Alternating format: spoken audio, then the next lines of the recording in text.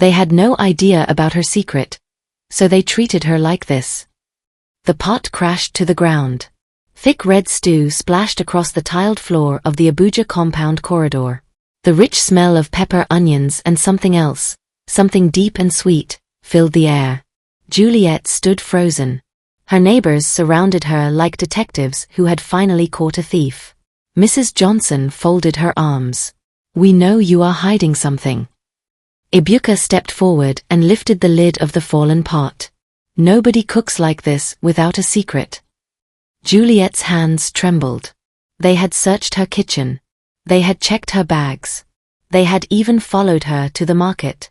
And now, they were about to open the small steel container she kept close to her chest.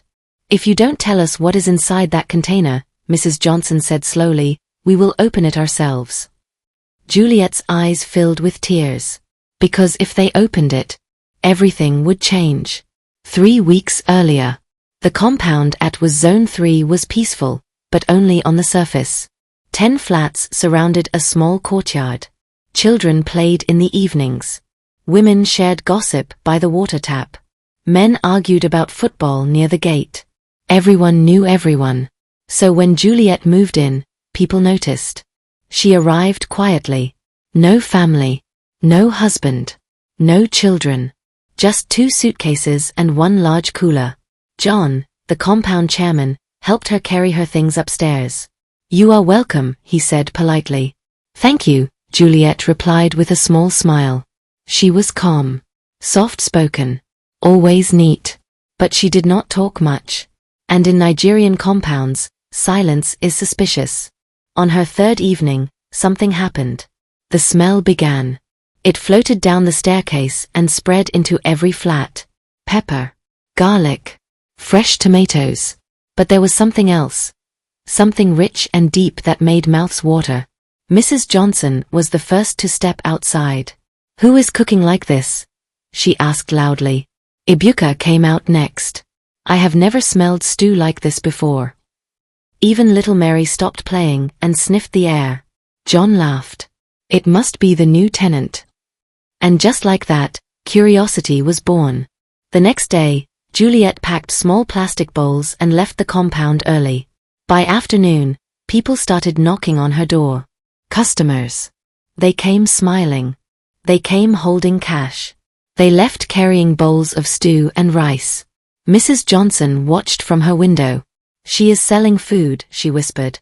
But that was not the problem. The problem was this: the stew was different. Even Mrs. Johnson, who had won 3 local cooking competitions, could not understand it. 2 days later, she bought a small portion.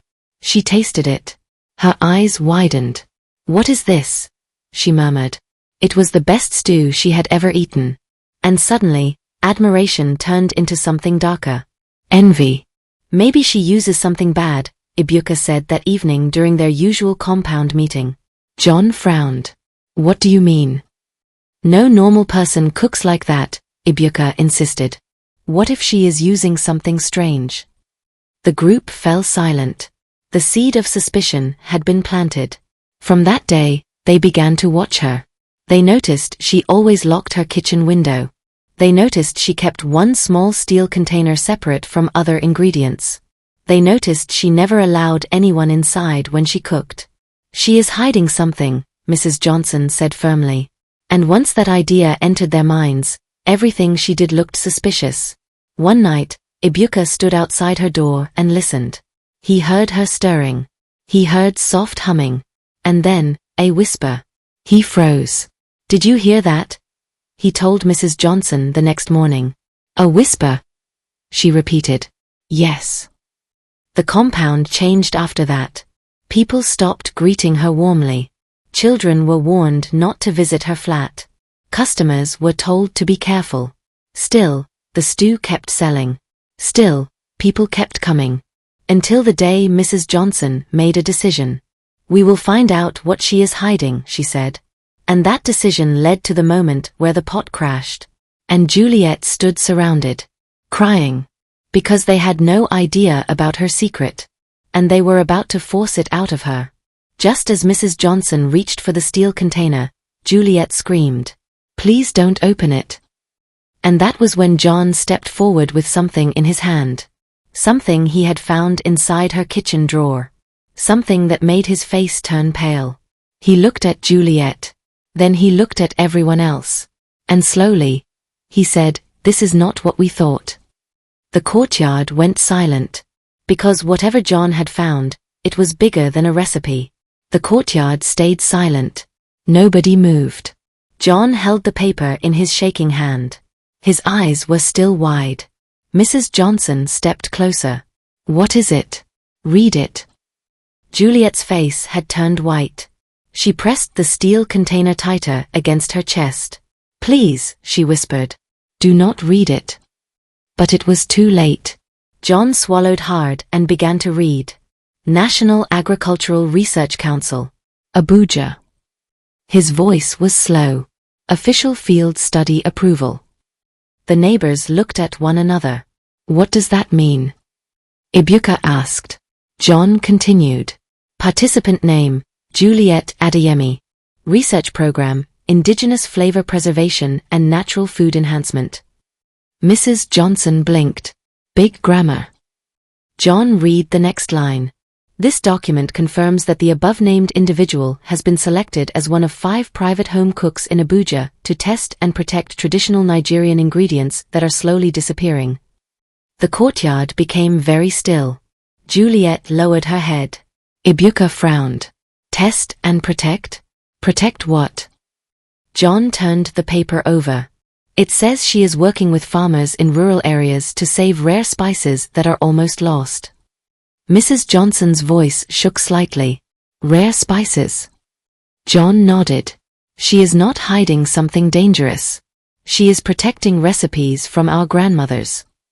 Everyone stared at Juliet. Her eyes were full of tears. You could have just told us, Mrs. Johnson said, but her voice was not strong anymore. Juliet looked up slowly. I tried, she said softly. But nobody asked me with kindness. That sentence landed like a stone. For a few seconds, nobody spoke. Then Ibuka cleared his throat. If this is true, why hide the container? Juliet hugged it tighter. Because the spice inside is not yet public, she said. It belongs to a village in Kogi State. The farmers trust me to protect it until the research is complete. Mrs. Johnson folded her arms again. But this time, it was not with anger. So that smell, that taste, Juliet nodded. It is a blend of traditional seeds that are almost gone. If big companies find out too soon, they will take it. The farmers will lose everything. The courtyard shifted. People looked uncomfortable. Mary tugged her mother's wrapper. Mummy, are we the bad people? Mrs. Johnson did not answer. For 3 weeks, they had whispered about Juliet. They had followed her. They had checked her trash. They had even called the landlord to complain. And now, the truth stood in front of them. But something still felt unfinished. Ibuka scratched his head. Wait. If you are part of a research program, why sell stew in a small compound? Juliet gave a weak smile. Because the council wants real reactions. Not fake tasting panels. Real families. Real homes. John nodded slowly. So, we were the experiment? Juliet shook her head quickly. Not like that. I wanted honest feedback. That is why I never told anyone. Mrs. Johnson's pride began to sting. So you mean my cooking? She started. Juliet's eyes softened. Your cooking is good. Very good. But this spice, it carries history. Silence again. Then suddenly, a loud knock hit the compound gate. Everyone jumped. Another knock. Harder. John walked toward the gate slowly. When he opened it, 2 men stood outside wearing neat shirts and holding clipboards. Good evening, one of them said. We are from the National Agricultural Research Council.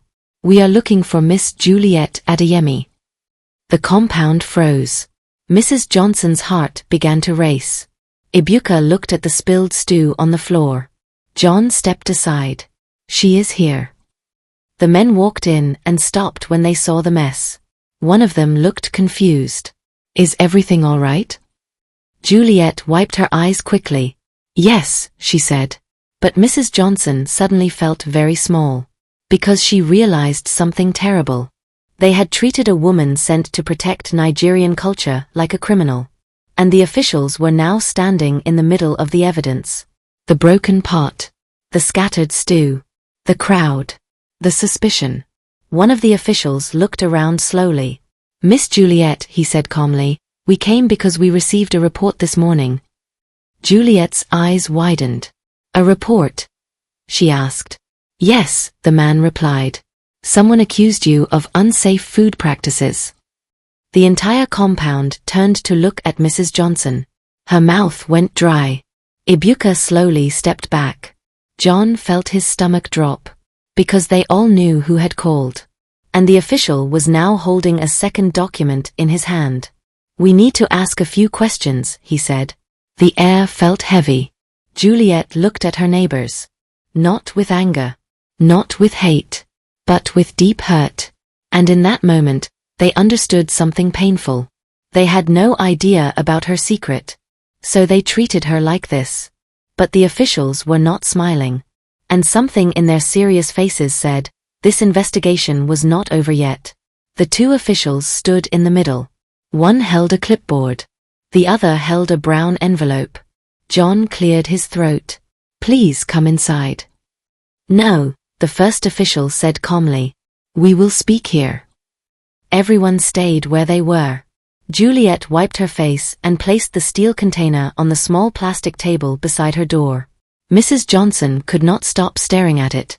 The official opened the brown envelope. This morning, he began, our office received an anonymous complaint. The caller said Miss Juliet Adeyemi was using unsafe and possibly harmful ingredients in her cooking. A soft gasp spread across the compound. Mary looked confused. Harmful like poison? Her mother quickly pulled her closer. The second official stepped forward. We take every complaint seriously. That is why we came without notice. Juliet's fingers trembled, but you can check everything. Abuja swallowed. The first official nodded. We will. He turned to the neighbors. Who made the complaint? Nobody spoke. Mrs. Johnson looked at the ground. John shifted his weight from one foot to another. The silence became loud. The official looked at Juliet again. Miss Juliet, may we inspect your kitchen? Yes, she replied quietly. They walked into her small flat. The neighbors followed behind like a slow-moving crowd. Juliet's kitchen was neat. Clean tiles. Washed utensils. Fresh vegetables on the counter. The first official checked the stove. The second official opened cupboards. Everything looked normal. Then the official pointed at the steel container. And that? Juliet stepped forward carefully. This is the spice blend I told you about. Open it. The compound held its breath. Juliet slowly opened the lid. Inside was a fine brown powder mixed with tiny dried seeds. The smell was strong but sweet. The official leaned closer and inhaled. He did not cough. He did not look shocked. He only nodded.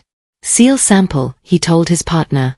The second official took a small clear bag and carefully poured some of the powder inside.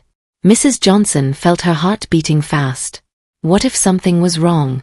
What if they were right? What if she was not? Abuja suddenly spoke. Sir, we only wanted to protect ourselves. The official looked at him sharply. By accusing someone without proof? Abuja lowered his head. Juliet stood still. The first official finished checking the fridge. Everything appears safe. Mrs. Johnson blinked. So, she is not doing anything bad? The official closed his clipboard.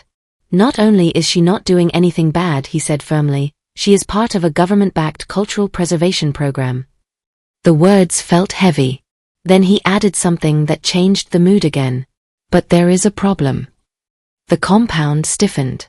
Juliet looked confused. A problem? Yes, the official said slowly. Because of the complaint, her research license may be reviewed. Juliet's face drained of color. Reviewed? She repeated softly. Yes.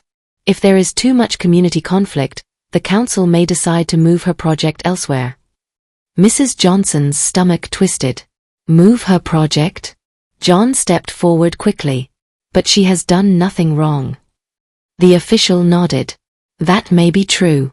But our program depends on community cooperation. Abuja looked at the floor. We did not mean to cause trouble.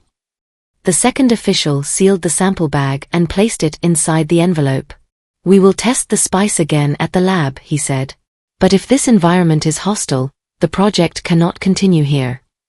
Juliet's eyes began to shine with tears again. I just wanted to protect something special, she said quietly.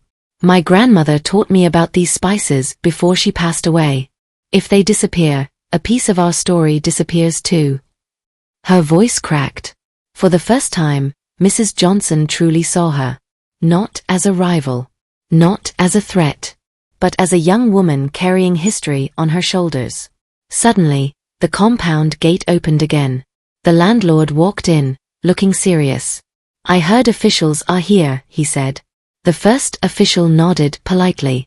The landlord looked around at the mess on the floor and the broken pot. What is going on in my compound? Nobody answered. Then, slowly, Mary raised her small hand. They broke her pot, she said innocently. All eyes turned to Mrs. Johnson and Abuja. The landlord frowned deeply. You destroyed her property?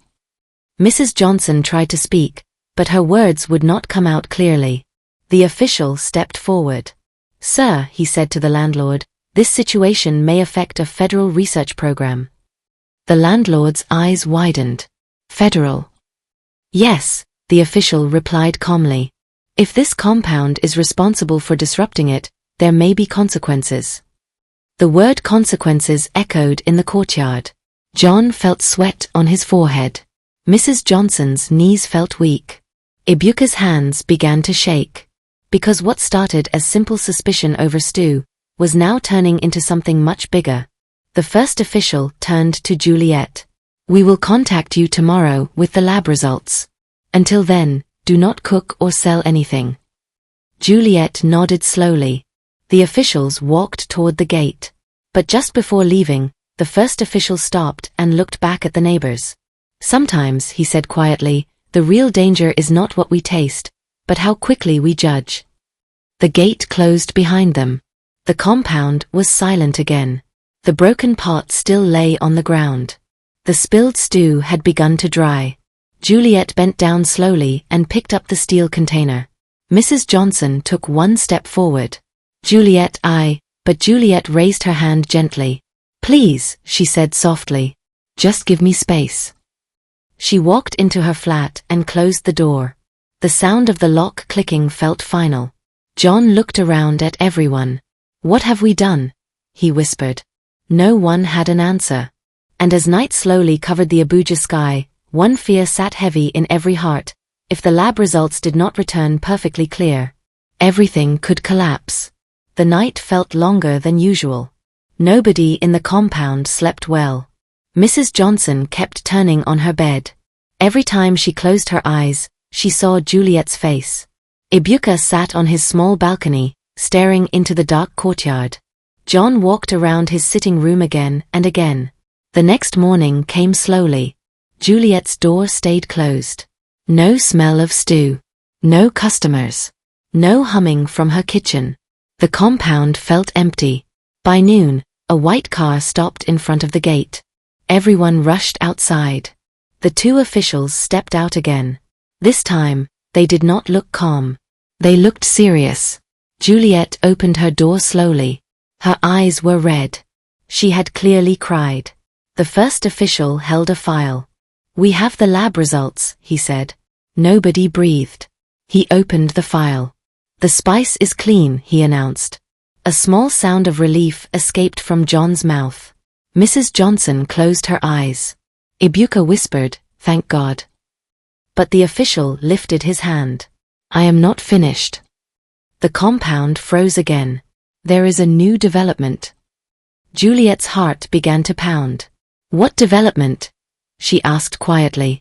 The official looked at her carefully. The spice blend is extremely rare. The lab confirmed that it contains 2 indigenous seeds that are almost extinct. Juliet nodded slowly. That is what my grandmother told me. The second official spoke. Because of this discovery, the council has decided to move the project to a more secure location. Juliet blinked. Move. Yes, the first official replied. Starting next week, you will work from the main research center in Maitama. The compound went silent. John frowned. So, she will not cook here again? The official shook his head. No more home testing. No more compound sales. Mrs. Johnson felt something twist inside her chest. But then the official added one more sentence. And because of the complaint and the public disturbance, this compound will no longer be part of the community outreach program. The words hit like a slap. What does that mean? Ibuka asked nervously.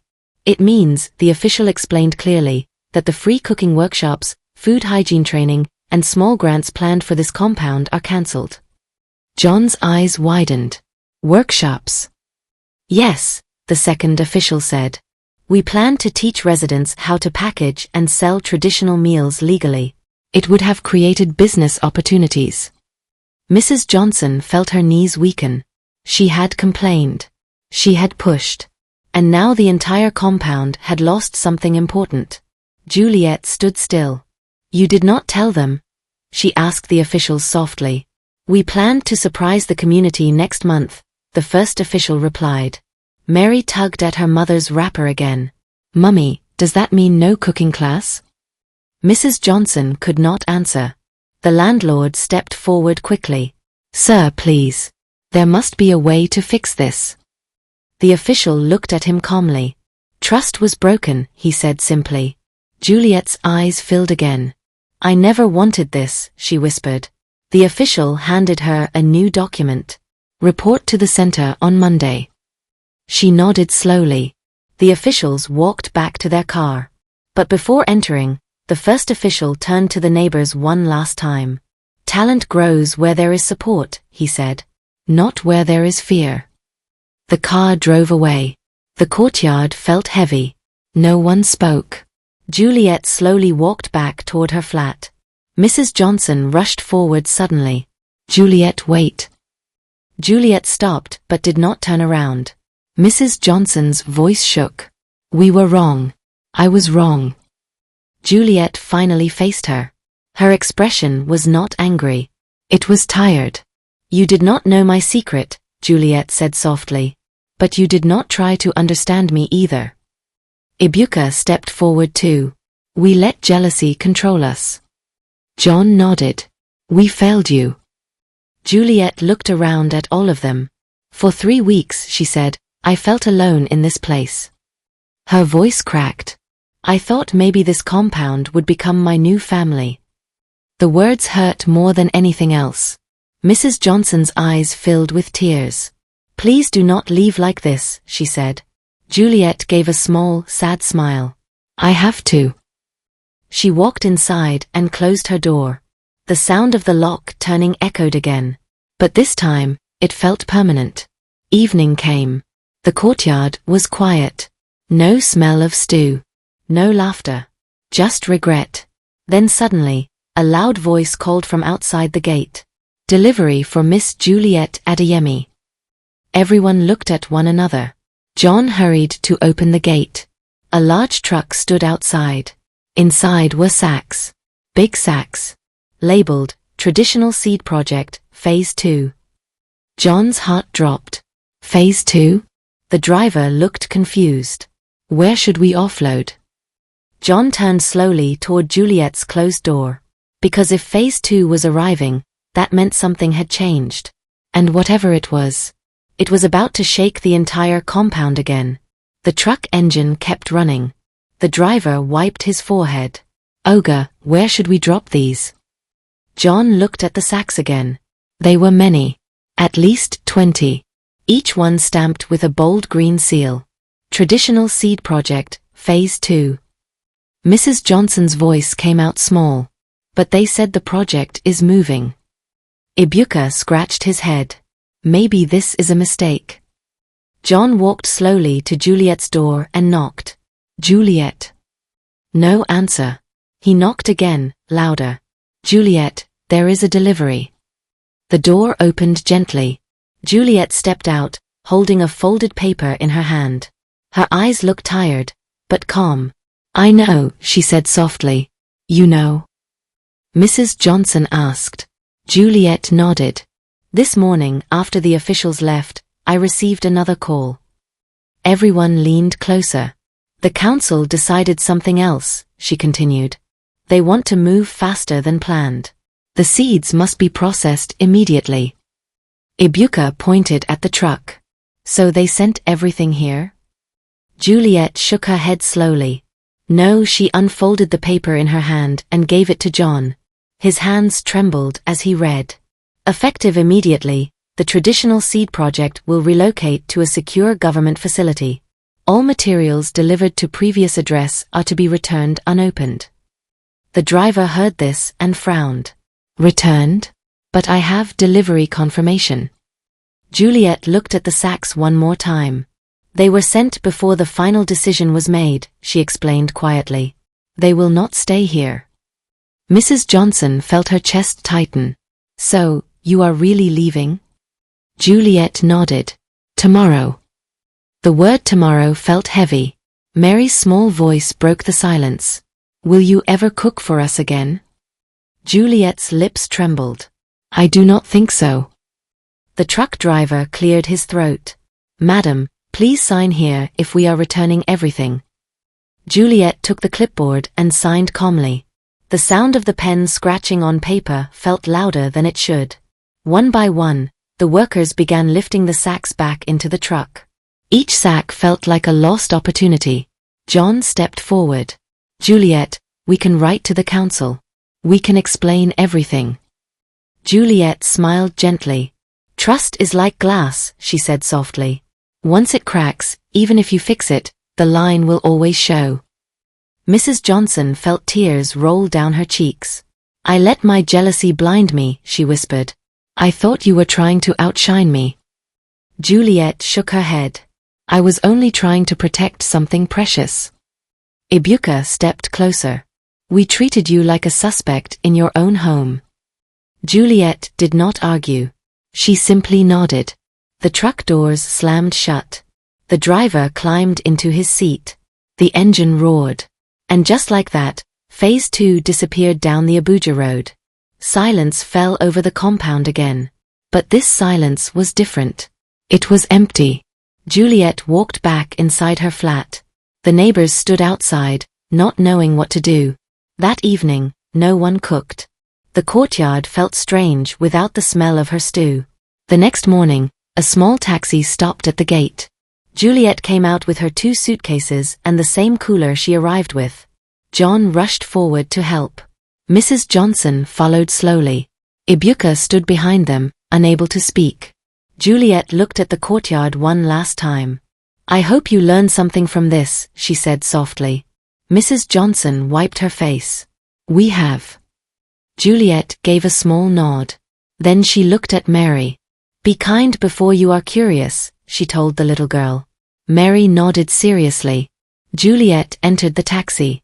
The door closed. The taxi drove away. No stew smell followed. No humming. Just the quiet sound of tires moving farther and farther. Days passed. The compound returned to normal. Children played again. Men argued about football again. Mrs. Johnson cooked her best stew. But something was missing. People tasted it and nodded politely. It is good, they said. But they all knew. It was not the same. One evening, John found a small paper slipped under his door. He picked it up. It was a newspaper clipping. The headline read, Rare Indigenous Seed Successfully Preserved at Abuja Research Center. Below it was a photo. Juliet stood in a bright kitchen, wearing a white apron, smiling beside officials. She looked happy, respected, protected. John felt his chest tighten. He walked outside and showed Mrs. Johnson. She stared at the picture for a long time. She should have grown here, she whispered. But she did not. Because they had no idea about her secret. So they treated her like this.